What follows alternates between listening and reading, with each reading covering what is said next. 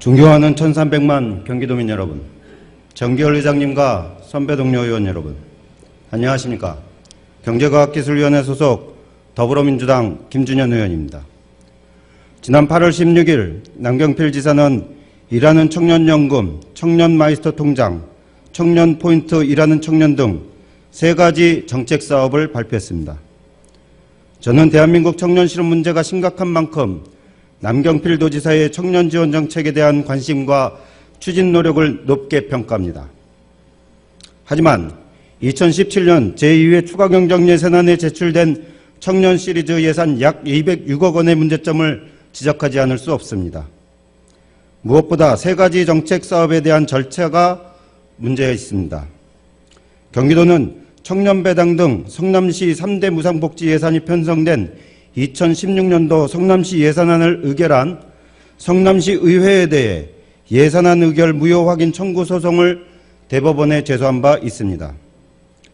경기도의 제소 사유로는 첫 번째, 성남시 3대 무상복지 사업은 사회복지 서비스로서 성남시장은 사회복지위원회의 조정 결과 내지 보건복지부 장관의 협의 의무를 따르지 않은 사업으로 사회보장기본법 제26조 및 제20조 제4항을 등을 위반한 것으로 적혀 있습니다.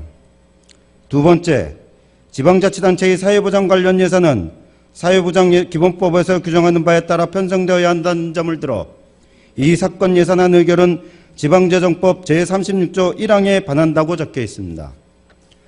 사회보장법에는 국가와 지방자치단체는 사회보장제도 신설 변경할 경우 기존 제도와의 관계 등에 대해 보건복지부와 장관과 충분히 협의하여야 한다고 되어 있습니다.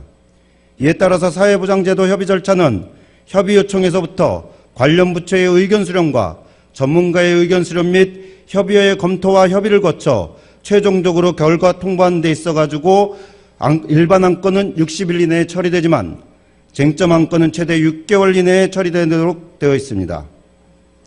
경기도가 제출한 2017년도 제2회 추경예산안의 사업 집행 절차를 보면 8월에 기본계획 수립을 통해 복지부 등 중앙부처 협의와 세부 실행계획 작성 및 지원 시스템 구축 등을 거쳐 오는 11월에 사업을 본격 시행하는 것으로 되어 있습니다.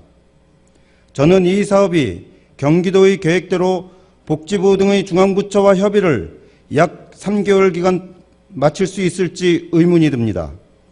특히 쟁점 안건일 경우 최대 6개월까지 소요될 수 있다는 것을 감안하면 11월에 사업 시행을 한다는 것은 무리라고 생각하고 있습니다. 남경필 지사는 보건복지부의 충분한 협의를 거쳐 신중하게 일자리 청년 시리즈 3가지 정책 사업을 추진하여야 할 것입니다. 또한 성남시 3대 무상복지 사업은 사회보장기본법이 정한 사회복지위원회의 조정 결과 내지 보건복지부 장관의 협의 의무를 따르지 않은 복지사업으로 사회보장기본법과 지방재정법을 위반했다는 사유로 대법원에 제소했던 경기도가 사업보장기본법의 협의와 조정 절차를 시작하지도 않은 채 제2회 추가 경정 예산안에 일하는 청년 시리즈 관련 예산안을 제출하였습니다. 아무것도 정책사업과 관련하여 확정되지 않은 상황에서 정책사업 예산을 미리 확보해 놓겠다는 것은 사회보장기본법상 사회보장위원회의 역할과 사회보장제도 협의 절차를 무시한 행태라고 할 수 있습니다. 성남시의회 예산안 의결은 관련 법 위반이라고 대법원에 제소한 경기도가 사회복지법과 지방재정법을 위반하는 모순적인 모습에 대해서 이재명 시장은 경기도 청년수당은 되고 성남시 청년배당은 안 되는가라며 비판했습니다.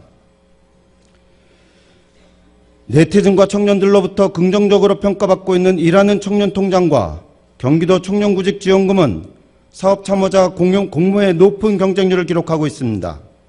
현재 2가지 정책들은 사업자 참여가 공모 절차가 아무 문제 없이 차질 없이 잘 진행되고 있는 시점에 추가적으로 일자리 시리즈 3종 사업을 추진하시려는 특별한 이유가 있는지 도지사님께 여쭙고 싶습니다.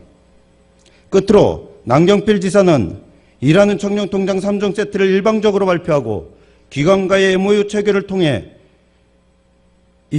의회의 입법권과 예산심의 의결권을 무시하고 심대한 훼손을 초래했습니다.